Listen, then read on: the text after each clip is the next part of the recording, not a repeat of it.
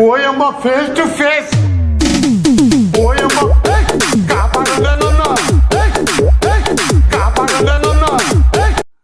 చూడండి.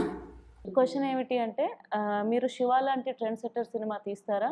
With regard to శివలాగా తీస్తానంటే నా ఇష్టం వచ్చింది, నాకు ఆ రోజు అనిపించింది నా ఇష్టం వచ్చినట్టు తీస్తాను.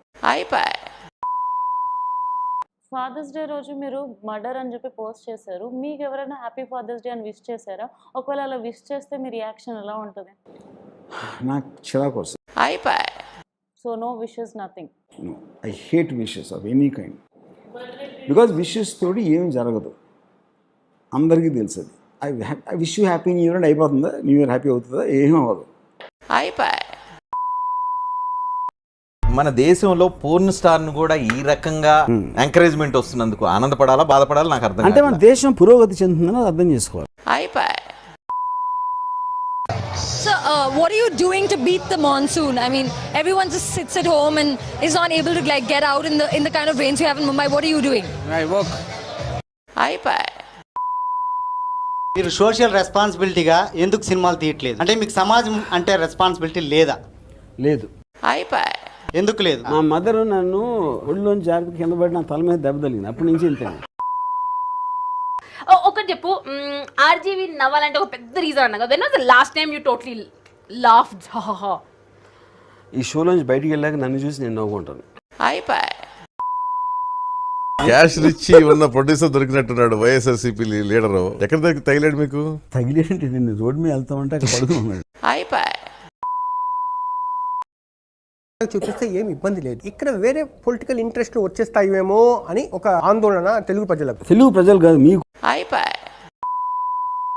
ఒక్క వర్డ్ లో రామ్ గోపాల్ వర్మ అంటే మీనింగ్ చెప్పాలి. ఒక్క వర్డ్ లో కరెక్ట్ గా అయితే పెచ్చినా కూడా.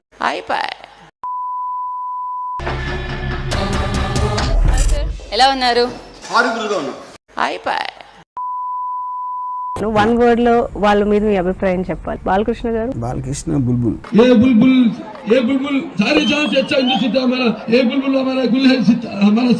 అలాగే బాబు, అలాగే ఉంచు. నువ్వు ఎలా కావాలనుకుంటే అలా చెయ్యి.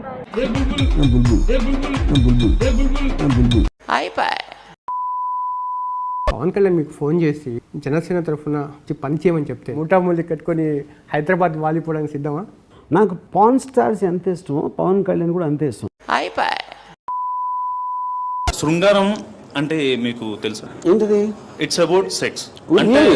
అంటే ఎవరిని పట్టుకొని ఏం అడుగుతున్నావు?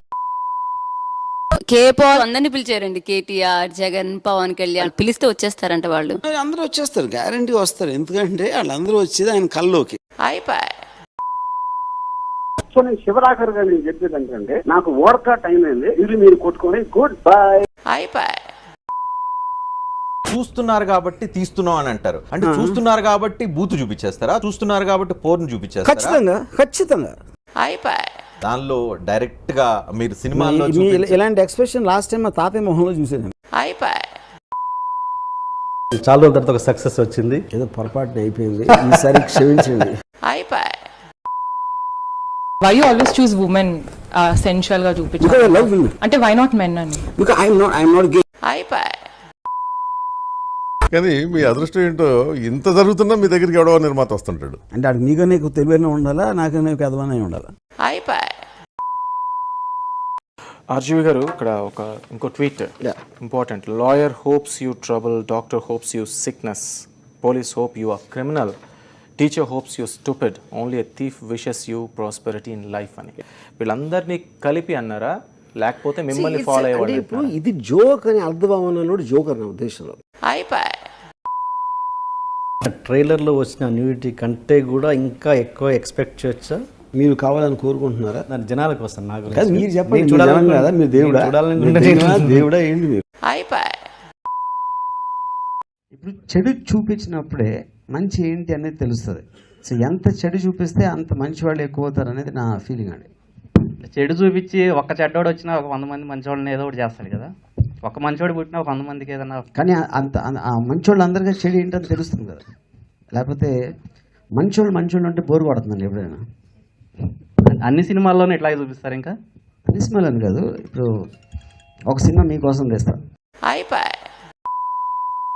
అదే కొన్ని సినిమాలు అంతకుముందు చేసినట్లు మీ నిజాలు చెప్పలేకపోయారు. వంగవీటిలో నాకు తెలియదు నిజం, అందుకని చెప్పలా. ఇక్కడ నాకు అన్ని నిజాలు తెలుసు. ఎలా తెలుసు? నేను అప్పుడు మనసు కింద దాక్కుని విన్నాను మాటలు. ఇస్తారా మళ్ళీ ముంబై వెళ్ళి బాలీవుడ్లో సినిమాలు తీసుకుంటారా? నా ఇష్టం వచ్చినప్పుడు నా ఇష్టం వచ్చిన చోట తీస్తాను. किसी की लाइफ पे फिल्म बनाने से सबसे ज़्यादा मुश्किल काम क्या होता है और इस फिल्म से आप ऑडियंस को क्या मैसेज देना चाहते हो? तो मैसेज तो मैं सिर्फ SMS में देता हूँ. ఇలాంటి చాలా ఉన్నాయి, ఇంకా దాచాం కుప్పలుగా ఉన్నాయి.